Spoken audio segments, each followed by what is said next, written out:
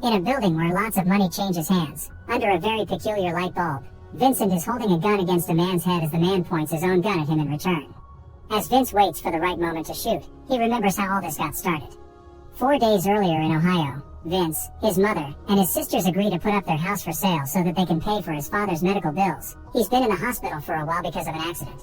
Vince visits his dad every day before going to work. As an electrician, he works with a variety of clients, and today's is Mr. Harrison, who has received a mysterious letter and doesn't know he has a cop parked across the street, taking pictures of him.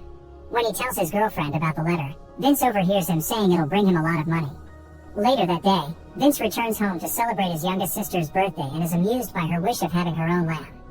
Meanwhile, on the other side of the country, Jasper Baggas meets with some shady men that lend him $2 million, expecting him to pay back $3 million in 3 days.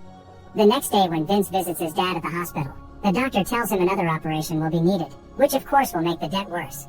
Afterward, Vince goes back to work at Mr. Harrison's and overhears him telling a friend that this special job will give him a large amount of money in just 1 day. He did the same job in the past and managed to make it because of luck, but the memories haunt him.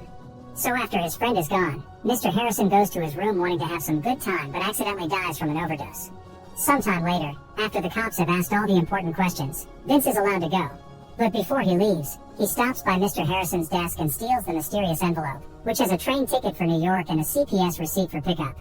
Vincent goes to the post office, gives his ID to the clerk when he asks for it, and in return he gets a package with a phone, $500, a key, and a letter with a spider logo and instructions that tell him to use the money for the hotel in New York and that he should only use the phone provided. He can't take his own. He'll later receive further instructions. Mr. Harrison's girlfriend tells the police about the missing envelope, and when they go to check the post office, they find Vince's name as the person that picked up Harrison's package.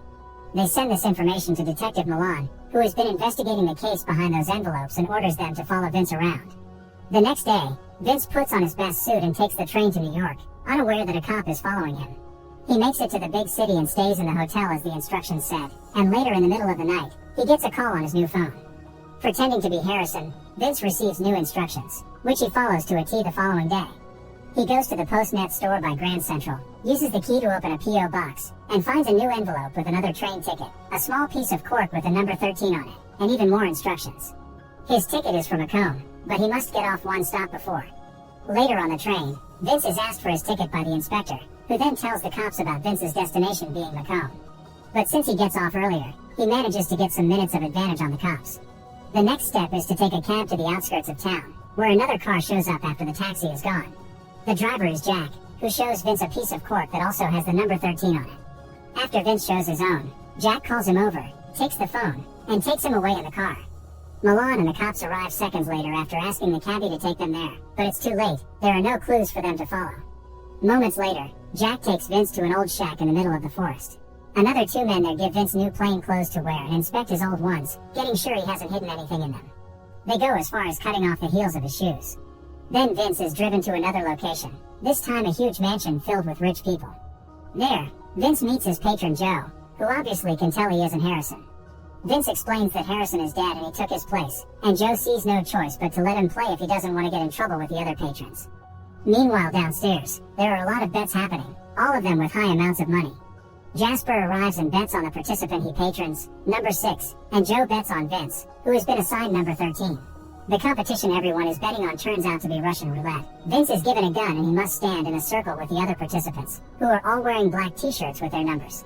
Each man is given 1 bullet and, after making their barrels roll, they must point their gun at the person in front of them while they're pointed at from behind. Then they must wait for the light bulb with the spider logo on it to light up. That's the signal for them to shoot. Anyone that survives passes to the next round. Vince is incredibly nervous and needs Jack's help to load his gun. When the bulb finally lights up, a few men die, but the round isn't over yet. Vince hasn't shot his gun. Security comes over and threatens him with getting shot too if he doesn't follow the rules, so Vince gathers as much strength as he has and finally fires his gun. Thankfully, the guy in front of him survives. After the first round is done, Joe talks to Vince privately and tells him to man up. Joe also begins taking bets from the patrons that lost their men, and Jack offers Vince some morphine, which he turns down. Meanwhile, Patrick Jefferson, who is participant number 17, talks to his patron Jimmy, telling him he'll pay him 50 times more if he gets him out of here. Jimmy doesn't understand why Jefferson is participating in such a competition if he has so much money, so Jefferson tells him his story. He used to be in jail, until one night, they made him dress up to then lock him in a box that was shipped to this mansion. Jefferson was in the box for whole 2 days, but Jimmy isn't moved by this tale and says he can't help. Jasper is also getting some extra bets on his participant, who happens to be his brother Ronald Lindbaggis. Until very recently, Ronald had been in a mental institution, but Jasper took him out just so he could be his player. The second round begins, and this time, each gun will have 2 bullets in them. Half of the circle dies, and Vince survives by sheer luck. The guy behind him didn't even have time to shoot. There is a moment of surprise when number 16 suddenly stands up again, but when the doctor checks his injuries, he declares him incapable of continuing, so security shoots him for good. Participant number 11 Hans has a mental breakdown, so his patron Schlendorf tries to calm him down with a motivational speech, but it isn't very helpful. Jefferson has another chat with Jimmy, telling him more about his past. He went to prison for robbing a truck, but before he was captured, he hid the money somewhere safe. If he loses the competition, Jefferson wants Jimmy to find the money using a map he's just drawn and he'll be keeping in his pocket. Jimmy can keep half of the money if he sends the other half to Jefferson's son, who is also in jail, and Jimmy accepts the deal. While collecting more bets, Jasper is having some flashbacks of his own. Back when he took his brother out of the mental institution, Ronald stopped taking his medication, claiming he felt better without it. Now, however, he doesn't look so well. When Jasper draws a number and learns Ronald will be pointing at 13, Ronald throws an ashtray at Vince's head and Jasper has to stop him from making a scene. Round 3 begins and the stress is taking a noticeable toll on the participants. Hans is given morphine to calm him down and send him to the game, and number 3 needs a chair to be able to participate at all. Ronald provokes Vince into pushing him and even slaps him as well, but the host stops things before they escalate. In this round, each player will have 3 bullets. The players go through the usual steps and shoot, leaving only 5 alive: Vince, Jefferson, Ronald, number 3, and number 9. This means the competition can enter the final stage of the game, the duel. 5 wrapped balls have been put on the table, 2 black and 3 white. The patrons of the remaining 5 players will each choose a ball, and the 2 that get the black ones will be in the final duel, while the other 3 are free to go. Jasper and Joe grab the black ones, which means Vince will be going against Ronald. Jasper, having the experienced player, receives most of the new bets, but Joe manages to convince Schlendorf to bet on Vince because their chance will be 5-1, meaning much more money. Jimmy informs Jefferson can collect his money and go.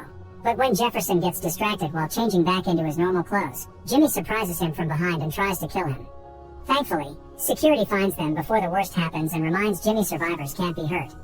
Jefferson curses Jimmy's name and makes fun of him for believing tales as he takes out the piece of paper he had in his pocket and shows as blank.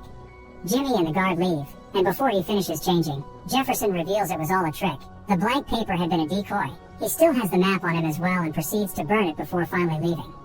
Before the final round begins, Ronald snaps at Jasper, insulting him and asking for his share of money this time. He knows Jasper got money from their parents to take care of him, and Jasper used it to put him in a mental institution, only taking him out to bring him to the game and never sharing what he wins. We go back to the beginning of the story as it's time for the final duel, and each player is given 3 bullets. Vince and Ronald look directly at each other as they point their guns, but when they shoot, neither of them falls. A lucky round. For the next try, an extra bullet is added, and this time Ronald dies, meaning Vince has won the competition. Schlendorf celebrates having made such a risky bet, and Jasper is upset over having lost his brother, but the one feeling the worst is Vince, who has to live with his death on his shoulders. The final prize Vince gets is $1,850,000, and the man that pays him calls him lucky because Ronald had won all his duels in the past. Schlendorf and Joe congratulate him on his performance and offer him a ride to the train station, which Vince pretends to accept. But when he goes upstairs to pick up his stuff, he goes through the room filled with the participants and escapes the mansion through the window. Jack does notice he's gone, but Joe doesn't seem to care when he's told. Vince makes it to the train station in the morning and he's seen by the taxi driver that took him there the day before, which equals bad news. The driver calls the police and lets them know Vince's location.